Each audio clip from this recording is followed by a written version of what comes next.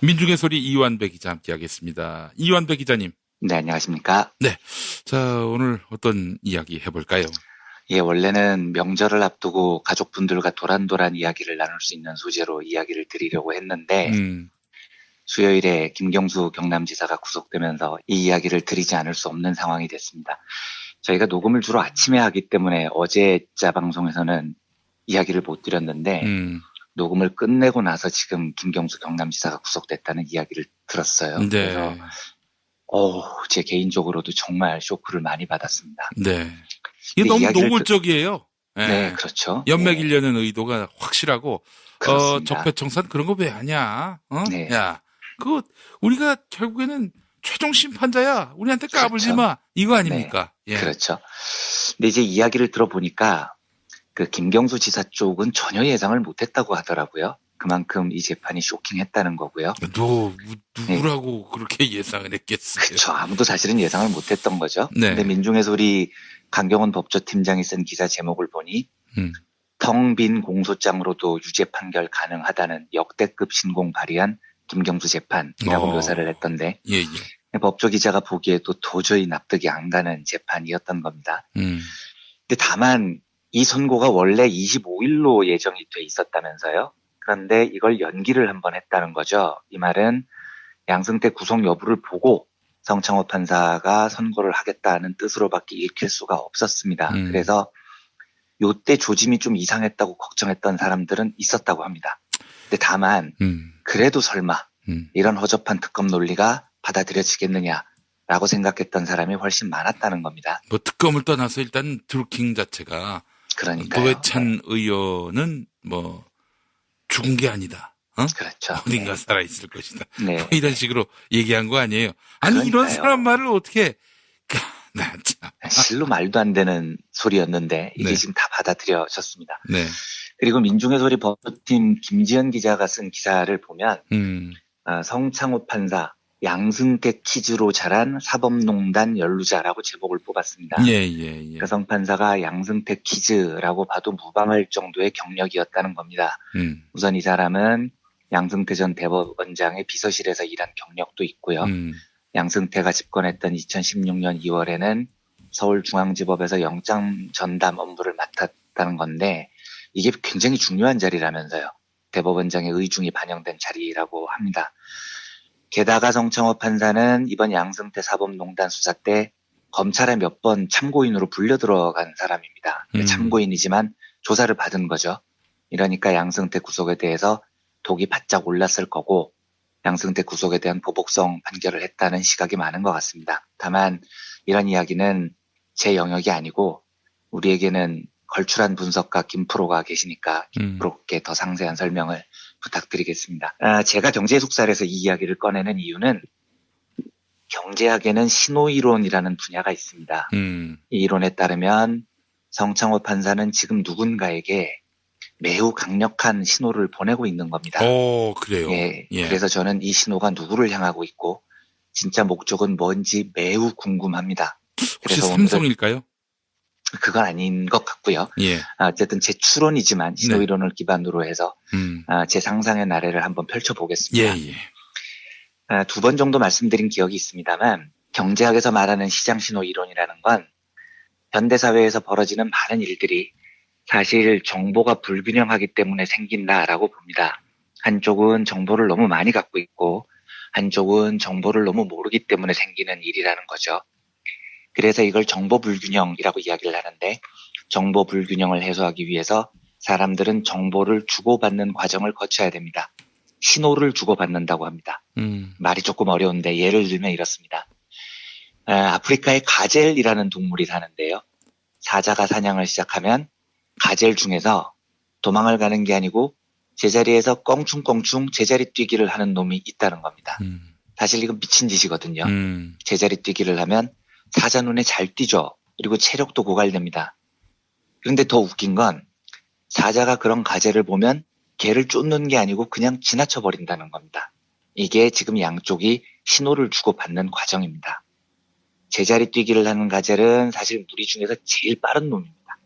그런데 얘한테 닥친 제일 큰 문제는 내가 제일 빠른데 그 사실을 사자가 모른다는 데 있습니다. 사자가 그 사실을 알면 나를 안 쫓을 거잖아요. 모르니까 나를 쫓을 가능성이 있는 거죠. 이게 정보 불균형 상태라는 겁니다. 나는 내 달리기 실력을 아는데 사자가 모르는 거죠. 그래서 가젤은 도망가는 대신에 제자리 뛰기를 택하는 겁니다. 사자한테 신호를 보내죠. 나 엄청 빠른 놈이야. 괜히 나 쫓지 말고 다른 놈 쫓아. 이런 신호를 줍니다. 그러면 사자는 그 신호를 알아채고 쟤는 쫓아봐야 허탕칠 확률이 높으니까 다른 놈 공략해야겠다라고 생각을 합니다. 제가 이 책에도 썼는데 자주 드는 예가 영화 나쁜 놈들 전성시대에 보면 최민식 씨가 경찰서에서 허세를 부리는 장면이 있잖아요. 경찰관이 뭘 잘했다고 떠들어 라면서 최민식 씨를 때리니까 분노한 빡친 최민식 씨가 경찰관 얼굴을 주먹으로 냅다 갈깁니다. 그리고 그 유명한 대사가 나오죠. 내가 임마 너 서장하고 임마 어저께도 임마 밥도 먹고 사우나도 가고 다 했어 임마 요 대사를 합니다. 네, 이것도 이제 신호를 주는 겁니다. 예. 최민식 씨는 높은 사람과 연줄이 많아요. 문제는 이 사실을 경찰이 모른다는 게 있습니다. 정보 불균형 상태인 거죠. 최민식 씨는 이 사실을 경찰관에게 알려야 되는데 신호를 주는 방식으로 경찰관 폭행을 선택합니다. 그리고 내가 임마 이걸 하는 거죠. 이러면 경찰관이 그 신호를 알아채고 야 얘는 건드리면 안 되겠구나 라면서 꼬리를 내립니다. 근데 신호를 보낼 때 주의할 점이 있습니다. 요 신호 이론으로 노벨 경제학상을 받은 스펜스 교수라는 사람은 신호의 종류를 두 가지로 구분을 하는데요. 하나는 값비싼 신호, 하나는 싸구려 신호라고 합니다.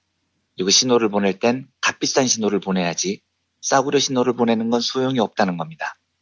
이 싸구려 신호의 대표적인 사례가 말로 어쩌고 저쩌고 하는 겁니다. 말로 어쩌고 저쩌고 하는 건 누구나 할 수 있잖아요. 예를 들어서 짝사랑하는 분한테 가서 나 너 정말 사랑해, 진심으로 사랑해 이렇게 말로 호소해봐야 소용이 없는 겁니다. 이런 건 싸구려 신호거든요. 예. 상대가 안 믿어요. 장난하냐? 나 좋다는 사람이 줄을 섰는데 네가 말로 이러는 걸 어떻게 믿어? 라는 반응이 나오는 거죠. 예. 그래서 사랑을 고백할 때에는 값비싼 신호를 보내야 됩니다. 희생이 따르는 신호, 나만 할 수 있는 신호가 먹히는 겁니다. 63빌딩 옥상에 기어 올라가서 선영아 사랑해 이런 플래카드를 붙이거나 아니면 종이약을 한 10만 마리쯤 접어가지고 선물을 하는 거죠. 이런 희생이 따라야 상대가 내 신호를 믿습니다. 아까 가젤 중에 껑충껑충 뛴다는 놈이요. 그거 사실 엄청난 모험이잖아요. 겉으로 보기에는 죽으려고 환장한 거죠. 하지만 그런 모험을 해야 신호가 전달이 됩니다. 사자는 그걸 보고 어라 쟤가 내 앞에서 껑충거리네. 쟤는 빠른 놈이 분명하네. 오케이 패스 이렇게 되는 겁니다. 그 최민식 씨 행동에서도 대사가 너무 유명해서 그렇지 사실 경제학적 관점으로 보면 그 행동의 핵심은 대사가 아닙니다. 경찰관 얼굴을 냅다 갈기는 게 신호인 거죠. 만약에 최민식 씨가 말로만 내가 임마 너그 서장하고 이러면 경찰이 안 믿어요. 야 네가 서장하고 친구야? 나는 트럼프하고 불알 친구야 이렇게 나오는 거죠. 하지만 최민식 씨는 경찰관을 냅다 갈깁니다. 이건 무지하게 강력한 신호입니다. 잘못되면 경찰관 폭행에 공무집행방해가 추가되는 거죠. 하지만 이런 모험을 해야 상대가 아 얘는 진짜로 뭐가 있구나 라고 믿고 꼬리를 내리는 겁니다. 그러면 성창호 판사 이야기로 돌아와 보겠습니다. 저는 이 사람이 내린 이번 판결이 어마무시하게 강력한 신호라고 느껴집니다. 왜냐하면 제가 간단히 취재해본 결과 이 판결은 2심 가면 거의 무죄로 뒤집어진다고 하더라고요. 아 그래요? 예, 그만큼 아유, 판결이 다행입니다. 근데 그만큼 판결이 황당하다는 겁니다. 그러면 이상하잖아요. 2심에서 뒤집어질 게 분명한 판결을 왜 이렇게 무리해서 했냐고요. 이건 성창호 입장에서도 많은 걸 희생한 겁니다. 일단 욕은 기본적으로 바가지로 쳐먹을 거고요. 예, 법조계 안에서도 이 판사에 대한 신뢰가 바닥으로 떨어질 겁니다. 그런데 왜 이 짓을 했냐고요. 누군가에게 강력한 신호를 보내는 행동이 아니라면 이해하기 힘든 판결이죠. 예. 그러면 도대체 누구에게 신호를 보내는 거냐라는 의문이 남죠.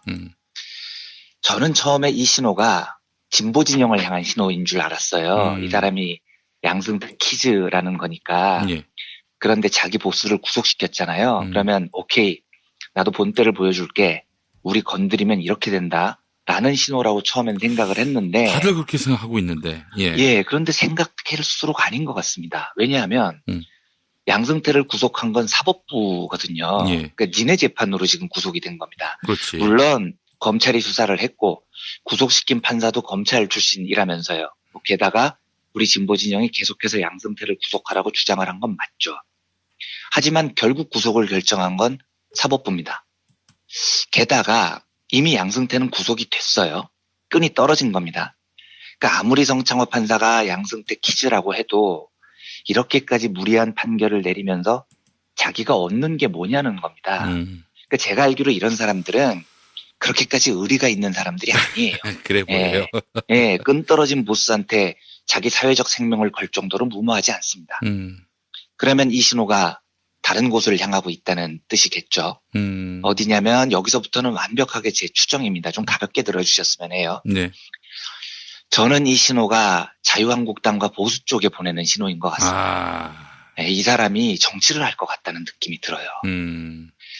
왜냐하면 양승태 키즈라고 불리는 판사가 이미 사법농단 사건으로 검찰에 몇 번 불려가서 조사도 받았어요. 그러면 이 사람에게 판사로서 미래가 있겠습니까? 대법관 할 수 있을까요? 거의 불가능하지 않겠습니까? 그러면 다른 쪽으로 승부를 봐야 되는 겁니다. 그런데 제 경험상 이런 사람들은 정치적 욕구가 굉장히 강해요. 그러면 이 사람이 찾아갈 곳은 민주당일 리가 없으니 당연히 자유한국당일 텐데요. 네. 문제는 성창호는 자기는 보수적이고 자유한국당에 충성을 바칠 사람이라는 걸 알지 모르겠지만 자유당과 그쪽 지지자들은 성창호가 누군지도 모르는 겁니다. 예. 정보 불균형 상태인 거죠. 그래서 신호를 보내야 됩니다. 그리고 이 신호는 매우 강력해야 됩니다.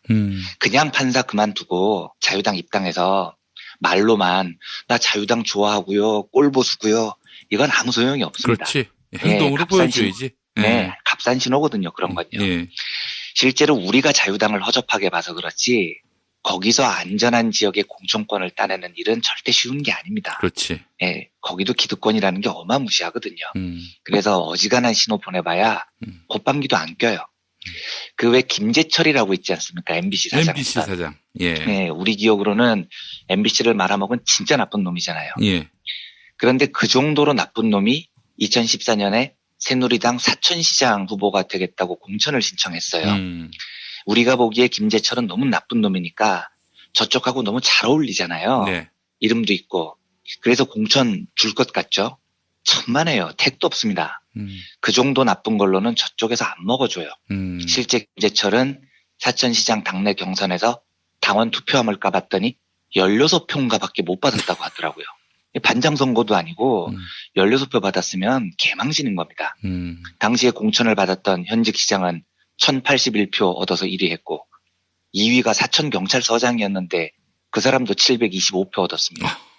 그런데 김재철이 얻은 표는 꼴랑 16표였다고요.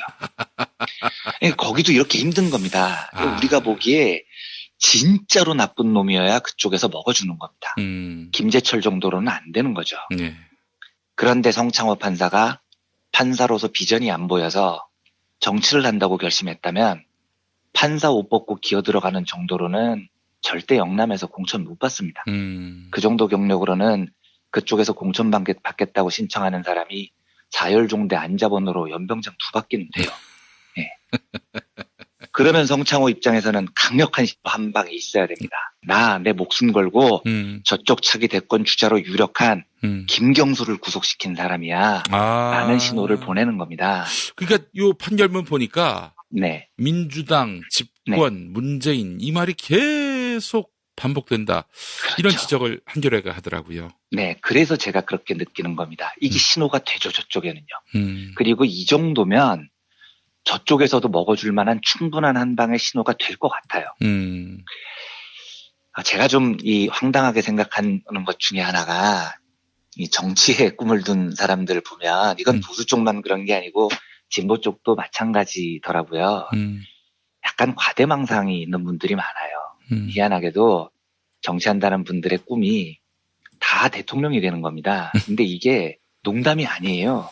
진짜로 자기가 대통령 감이라고 생각을 합니다. 그러니까 성청호 판사 같은 사람들은 분명히 자기는 반드시 대법관이 될 거고 대법원장 감이라고 생각을 했을 겁니다. 그런데 그 길이 갑자기 사라졌잖아요. 그러면 정치를 해야 되는데 나 대통령 되겠다 정도의 과대망상이 없었을까요? 그런데 마침 자기 앞에 진보 쪽의 유력 대권 주자의 목을 칠 기회가 딱 놓인 겁니다. 그러면 쳐버리는 거죠. 단번에 보수 쪽에서 총망 맞는 유력한 정치인이 될 기회니까요. 이건 전부 제 추정일 뿐입니다. 그런데 저는 이게 아니고는 이 말도 안 되는 판결이 저한테는 도저히 설명이 안 되더라고요. 너무 이해할 수 없는 판결이기 때문에 신호 이론이라는 걸 통해서 저 신호가 이런 뜻이지 않을까라고 저는 해석을 하고 있습니다. 예. 제 해석일 뿐이니까 너무 무겁게 받아들이지 않으셨으면 하고요. 이 정도로 오늘 이 이야기 마치도록 하겠습니다. 그렇지 않고서는 설명이 안 돼요. 저는 그렇게 봐요. 가볍게 여길 수 있는 문제는 아닌 것 네. 같은데. 네. 근데 참 어제 아침 신문을 보니까 네. 대부분의 신문, 진보 일간지조차도 네. 법원의 판결은 일단 존중해야 하는 것 아닌가. 이 결과를 무겁게 받아들여야 하지 않겠는가.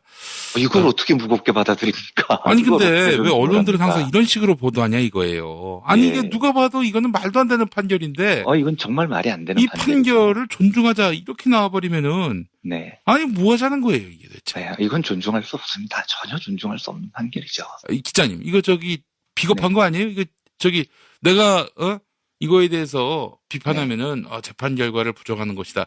네. 그래서 이거는 공론회장에서는 아주 너무 편향됐다. 너무 이 사람 한쪽으로 쏠렸다. 이런 얘기를 들을까봐 그래서 이렇게 잘못된 판결이다라고 얘기 못하는 겁니까? 네, 하여튼 비겁하다라는 표현에 동의하는데 이 판결을 존중해야 된다라고 이야기를 하면 이게 지금 정치인 문제니까 그렇게 이야기를 하는지는 모르겠지만 역사적으로 우리 민중들, 노동자들, 수많은 사람들이 사법부에 대해서 목숨이 갈릴 정도의 부당한 판결들을 받았던 게 무지하게 많습니다. 그렇죠. 예. 그러면 그것까지 다 존중해야 됩니까? 존중할 수 없는 판결은 존중할 수 없다고 이야기를 하는 게 정의죠. 예. 저는 그렇게 생각합니다. 네. 알겠습니다. 참 생각해보니까 또 노동자, 농민 부당한 그럼요. 판결을 받아도 뉴스에 안 나올 사람들의 판결에 대해서 우리가 그동안 너무 소홀했었다. 사법부가 이렇게까지 병들었다라는 것을 정말 조금만 노력하면 다 알 수 있을 텐데 우리가 그동안 그렇죠. 이 부분을 너무 간과했고 화제가 되는 정치인의 문제에만 너무 몰입해왔던 것은 아닌지 하는 그런 또 반성도 해보게 됩니다. 네, 그러니까 우리의 몫은 이 판결을 존중하고 어쩌고 시덥지 않은 이야기하는 게 아니고 투쟁을 해야죠. 바꿔야 되는 겁니다. 다시. 네. 알겠습니다. 자, 이한배 기자님 수고하셨고 명절 잘 되시고 다음 주 목요일에 뵙도록 하겠습니다. 네, 명절 잘 보내십시오. 청취자 여러분들도 새해 복 많이 받으시기를 소망합니다. 감사합니다.